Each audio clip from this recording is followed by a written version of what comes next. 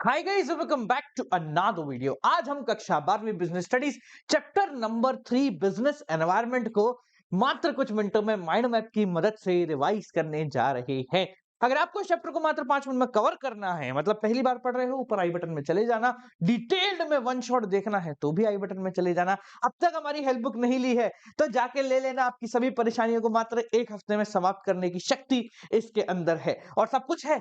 तो चलो शुरू करते हैं और देखते हैं कि आपको बिजनेस एनवायरनमेंट कितना आता है और कितना नहीं आता है। Let's get started. सबसे पहले बात करते हैं बिजनेस एनवायरनमेंट। देखो, बिजनेस एनवायरनमेंट का मतलब क्या होता है? क्या होता है? वो सारे फैक्टर्स होते हैं। क्या होते हैं बोलिए जरा? वो सारे फैक्टर्स होते हैं, ठीक है, वो सारे इंस्टीट्यूशंस होते हैं, वो सारी फोर्सेस होती हैं जो डायरेक्टली और इनडायरेक्टली बिजनेस को अफेक्ट कर रही हैं, या सिंपल भाषा में बोले within which the organisation operate. यानी इन सभी के बीच में अपना ऑर्गेनाइजेशन रहता है। तो बिजनेस एनवायरनमेंट मतलब वो सारी की सारी चीजें। अब जब बिजनेस एनवायरनमेंट की बात आती है तो एक टॉपिक बहुत ज्यादा इंपॉर्टेंट है जो इसी से निकल के आता है और चैप्टर की हेडिंग की तरह ही ट्रीट किया जाता है। जरा उस चैप्टर का, उस पॉइंट का नाम बताइए। उसको बोलते हैं एनवायरनमेंट की स्कैनिंग करना। क्या बोलते हैं बेटा? एनवायरनमेंट की स्कैनिंग करना। जरा स्कैनिंग का मतलब बताओ मेरे को, क्या मतलब होता है स्कैनिंग का? क्या बोले? बिल्कुल, the complete understanding understanding of and awareness डाल दो इसमें, अच्छा लगेगा, है ना? The complete understanding and awareness of business environment या business environment is known as environmental scanning. Colour change करते हैं, ये वाला लेते हैं, ठीक है। तो व्हाट इज बिजनेस एनवायरनमेंट? वो सारे फैक्टर जिसके अंदर बिजनेस ऑपरेट करता है और उसकी बिजनेस को क्या करनी पड़ती है? स्कैनिंग करनी पड़ती है, मतलब उसको समझने का प्रयास करना पड़ता है। अब अगर बिजनेस एनवायरनमेंट की बात चली है तो चलो कैरेक्टरिस्टिक बताओ कौन कौन से तुम्हें आते हैं, देखते हैं तुम्हें कितने आते हैं। ऊपर लिखते हैं। चैप्टर ज्यादा बड़ा नहीं है, छोटा सा चैप्टर है। एक मिनट रुको, थोड़ा सा छोटा हो जा। Well and good, very good, thank you so much. हाँ, यहाँ लिखते हैं, चलिए ठीक है जी। या इसको पहले बड़ा करके फिर ही लिखते हैं, पूरा 100 हो जाए एक बार, है ना? फिर इकट्ठा छोटा करेंगे। ओके, बिल्कुल एग्जैक्ट 100 कर रहा हूँ मैं। देखो परसेंटेज दिख रहा है तुमको? चलो इतना ही ठीक है, ज्यादा नेता नहीं बनने का। हाँ, आ जाते हैं। तो यहाँ पर हम बात कर रहे हैं एनवायरनमेंट के फीचर्स की, या फिर पहले बात कर लेते हैं कैरेक्टरिस्टिक। ठीक है, फीचर कैरेक्टरिस्टिक खैर होती है की बात है। तो what are the features of business environment? चलो बताओ मुझे कितने आते हैं तुम लोगों को। जल्दी कर, एक एक करके शुरू करो। सबसे पहले फीचर का नाम बताइए एवरीवन। सबसे पहला फीचर कौन सा है? हाँ हाँ, कोई सीक्वेंस का कोई मैटर नहीं है, कोई भी सीक्वेंस चलेगा। पहला फीचर है ऑल एक्सटर्नल फोर्सेस। यानी बिजनेस एनवायरनमेंट में वो सारे एक्सटर्नल फोर्सेस आते हैं जो डायरेक्टली या इनडायरेक्टली हमारे धंधे को अफेक्ट करते हैं। अच्छा, बिजनेस एनवायरनमेंट जो फोर्सेस आते हैं वो दो प्रकार के होते हैं, आपको पता होना चाहिए। कौन कौन से होते हैं सर? इसके अंदर स्पेसिफिक फोर्सेस भी आते हैं, जैसे इन्वेस्टर हो गए, हमारे आसपास के जो वो सप्लायर वगैरह हो गए, वो हो गए specific forces. And general forces भी आते हैं जिनको हम इस चैप्टर में आगे डायमेंशन के नाम से और डिटेल में देखेंगे। चलो एक दो और बताओ, 4-5 नंबर का आएगा, 2 पॉइंट लिखने से कुछ नहीं हो। तीसरा क्या हो सकता है सर? बिजनेस एनवायरनमेंट का एक कैरेक्टरिस्टिक है जो सब जगह होता है, वो है बिजनेस एनवायरनमेंट इज अनसर्टेन या अनसर्टेनिटी। यानी हमें नहीं पता कि भविष्य में क्या होने वाला है। और जहां पर अनसर्टेनिटी आती है, ये बहुत इंपॉर्टेंट पॉइंट है, लिखना इसको, ये तो बहुत इंपॉर्टेंट है ही। इसके साथ साथ अनसर्टेनिटी के साथ एक और पॉइंट जोड़ता है जो बिजनेस के हर पहलू पे, हर फीचर में लगभग लगता ही है, जिसको बोलते हैं डायनामिक। क्या बोलते हैं बेटा? डायनामिक। डायनामिक मतलब रेगुलर चेंजिंग। ठीक है, तो बिजनेस एनवायरनमेंट कैसा है? रेगुलर चेंजिंग है। और बताइए, और भी 2-3 पॉइंट अपन लिख सकते हैं। क्या लिख सकते हो भैया? कॉम्प्लेक्स होता है, समझना बहुत मुश्किल होता है, हर कोई नहीं समझ सकता। और कुछ लिख सकते हो, मैं भी बता देता हूं, चलो। इंटर रिलेशन, इंटर रिलेटेड, यानी कि सब एक दूसरे से अटके हुए हैं। मोदी जी ने उधर 8 नवंबर 2016 को आके बोला, क्या बोला मित्रों? मेरी नाक वैसे खराब है आज। 500 और 1000 के नोट आज से बंद हो जाएंगे। तो भैया पूरा धंधा इफेक्ट कर गया। तो बोला उन्होंने कहीं और हुआ उससे कुछ और, जिससे इफेक्ट हमारे धंधे पे आया। तो ये सब इंटर रिलेटेड है।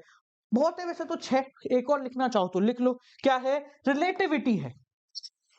क्या है, रिलेटिव इफेक्ट है। यानी कि अगर आपकी ऑर्गेनाइजेशन बड़ी है तो हो सकता है आपको ज्यादा फर्क पड़ जाए, छोटी है तो हो सकता है कम फर्क पड़ जाए। तो इसके जो फर्क है वो हर ऑर्गेनाइजेशन पे अलग अलग डिपेंड करते हैं। अब जब एनवायरनमेंट की बात हुई है और हमने स्कैनिंग भी कर ली है, तो चलो ये बात करते हैं कि स्कैनिंग करने से क्या फायदा होता है। What is the importance of environmental scanning, कि अगर हम प्रॉपरली स्कैनिंग कर पाए तो क्या फायदा हमें हो जाएगा।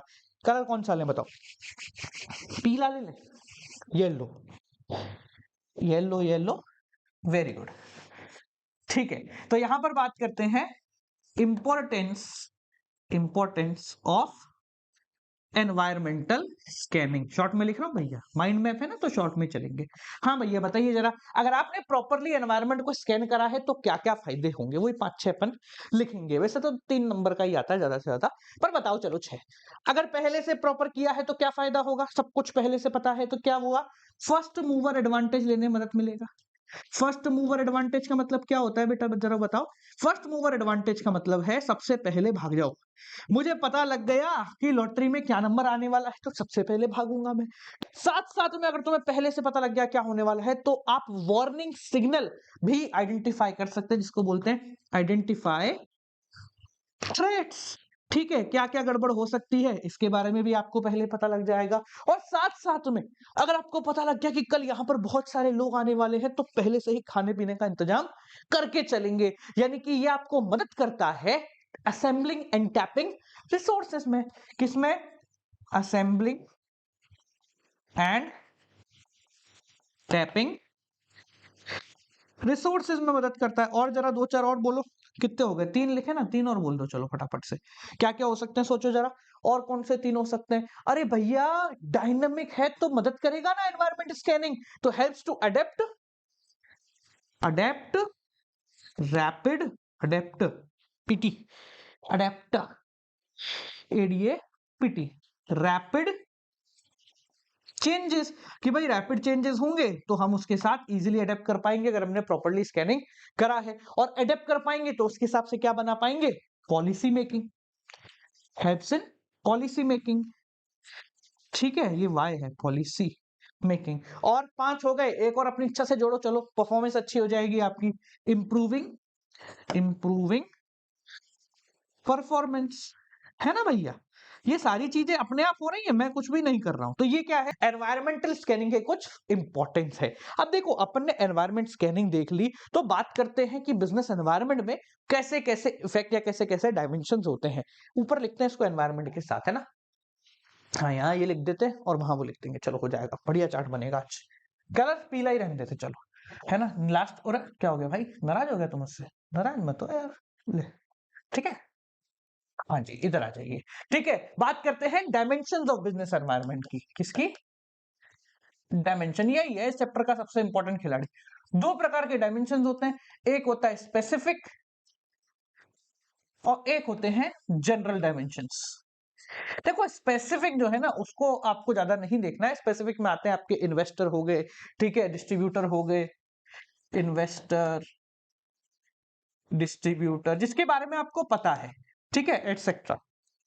तो ये कैसे इफेक्ट करेंगे वो, ठीक है आपके डिस्ट्रीब्यूटर है, मान गए मान गए, नहीं माने नहीं माने। हम बात करते हैं जनरल की। तो जनरल एनवायरनमेंट के अंदर 5 अलग अलग प्रकार के डायमेंशन होते हैं। ये सबसे इंपॉर्टेंट है, क्वेश्चन इसी से बनता है। चलो पहला बताओ। पहला होता है सर इकोनॉमी, क्या होता है, इकोनॉमिकल एनवायरनमेंट, ठीक है, इकोनॉमिकल एनवायरनमेंट। क्या आता है सर इकोनॉमिकल एनवायरनमेंट में, कलर चेंज करके बताएंगे, कलर सफेद लेते हैं। हाँ, इकोनॉमिकल एनवायरनमेंट में क्या आएगा, देखो इकोनॉमिकल एनवायरनमेंट में वो सब कुछ आता है जो कि आप मैक्रो इकोनॉमिक्स में पढ़ रहे हैं, ठीक है। यानी कि it comprises of national income, national income, ठीक है, जीडीपी ले लो, बैलेंस ऑफ पेमेंट ले लो, फॉरेन ट्रेड ले लो, ठीक है, एटसेट्रा। ये सारी चीजें हमारे इकोनॉमिकल एनवायरनमेंट के अंदर आ रही होती हैं, ठीक है। ये बिजनेस को बहुत कर्रे तरीके से, मतलब बहुत सॉलिड तरीके से अफेक्ट डालती हैं, ठीक है जी। इसके बाद जो सेकंड प्रकार का तुम्हारा एनवायरनमेंट आता है, जरा नाम बताओ कौन सा ले, कौन सा ले, सोशल ले, चलिए ठीक है, सोशल लेते हैं। सोशल एनवायरनमेंट क्या आता है सर सोशल एनवायरनमेंट में, अरे सोशल एनवायरनमेंट में वो सारी चीजें आती हैं जो कि रिलेटेड है हमारे ट्रेंड से, हमारे कस्टम से, कस्टम्स मतलब हमारे जो रीति रिवाज चलते हैं, ठीक है, हमारे ट्रेडिशन से, ठीक है, एटसेट्रा। तो ये सारी वो चीजें हैं जो हमारे कस्टम से, हमारे ट्रेडिशन से, हमारे त्योहारों से लिंक है, जैसे क्वालिटी ऑफ लाइफ हो गया, ठीक है। और क्या कहते हैं, दिवाली पे आपके कुछ त्योहार में क्या कहते हैं मिठाइयों की रिक्वायरमेंट ज्यादा हो गई, तो ये सारा सोशल एनवायरनमेंट की कैटेगरी में आता है। तीसरा जो एनवायरनमेंट है वो कौन सा होता है, जरा देखें।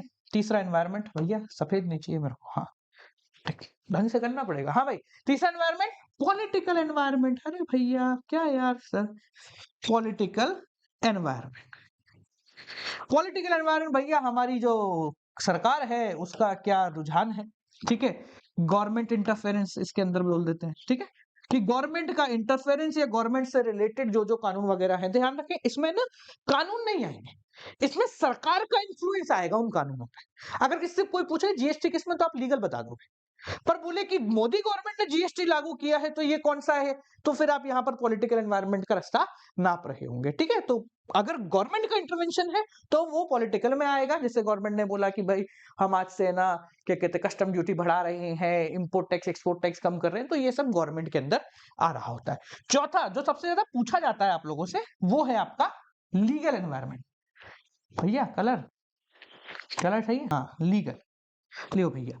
लीगल एनवायरनमेंट, लीगल एनवायरनमेंट में क्या आता है सर, लीगल एनवायरनमेंट वो सारे कानून आते हैं, लॉ एंड ऑर्डर आते हैं जो कि पास किए गए हैं, ठीक है, सारे लॉ एंड ऑर्डर, ठीक है। इसके इसमें जीएसटी भी इंक्लूडेड है, बहुत सारे लोग बोलते हैं जीएसटी किसमें, जीएसटी भाई इसमें आप इंक्लूड कर सकते हैं, कोई दिक्कत नहीं, कई जगह अलग अलग भी दे रखा है, बट उसका रीजन ये है कि भाई गवर्नमेंट ने लागू किया, इसके ऊपर क्वेश्चन आएगा तो फिर आप उसको पॉलिटिकल में इंक्लूड करेंगे, वरना ये लीगल के अंदर आएगा क्योंकि वो पास हुआ है, ठीक है जी। लास्ट टेक्नोलॉजिकल एनवायरनमेंट, टेक्नोलॉजिकल, अरे यार क्या आता है सर इसमें टेक्नोलॉजिकल एनवायरनमेंट में, टेक्नोलॉजिकल एनवायरनमेंट में सारी नई नई टेक्निक आती है, न्यू टेक, अपग्रेडेशन, एआई, ये सब जो है ये आप लोगों का टेक्नोलॉजिकल एनवायरनमेंट में आता है। बिजनेसेस को अगर चलना है लंबे समय तक तो टेक्नोलॉजिकल एनवायरनमेंट के साथ साथ कदम से कदम मिला के आगे बढ़ना पड़ेगा। इस चैप्टर में एक और टॉपिक है जो भी रिसेंटली ऐड किया गया है, क्या है सर वो टॉपिक, मैं यहां लिखता हूं, वो टॉपिक बहुत इंपॉर्टेंट है क्योंकि मोदी जी के द्वारा किया गया था, ठीक है। क्या है वो टॉपिक, पहले उसको सफेद कलर से ही करेंगे अपन, सफेद कलर बहुत दिनों से इस्तेमाल नहीं आया, तो यहां आ जाते हैं। वो टॉपिक है डी, समझ गए क्या, समझ गए ना, हाँ, डी मॉनिटाइजेशन, ठीक है, यानी कि नोटबंदी। तो भैया तारीख में लिख देता हूं, भारत में जो रिसेंट नोटबंदी हुई है वो 8 नवंबर 2016 को हुई थी, जिसके अंदर मोदी जी ने कहा था कि 500 एंड 1000 के नोट को हम नॉट एक्सेप्टेड करेंगे फॉर लीगल टेंडर।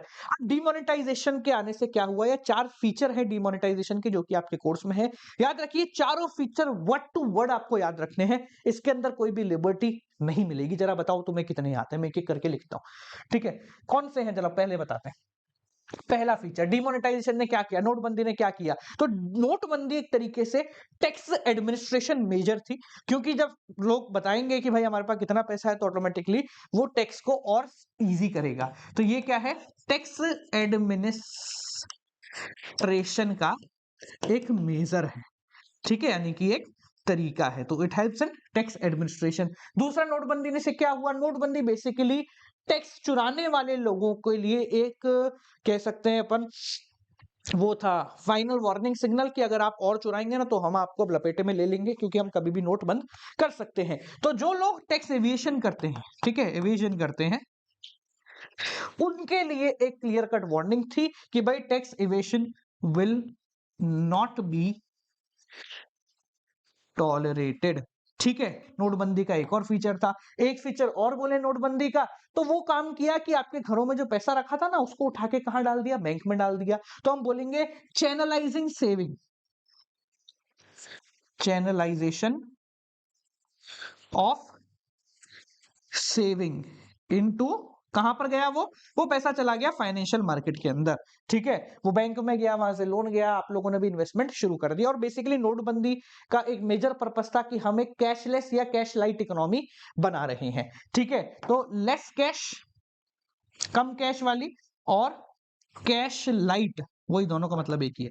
इकोनॉमी की तरफ हमारी सरकार जा रही है, ये हमारे नोटबंदी का मेजर पर्पस था। ठीक है जी, तो चलो देखते हैं हमारा प्यारा सा माइंड मैप कैसा निकल कर आया है। Here we go with the final mind map.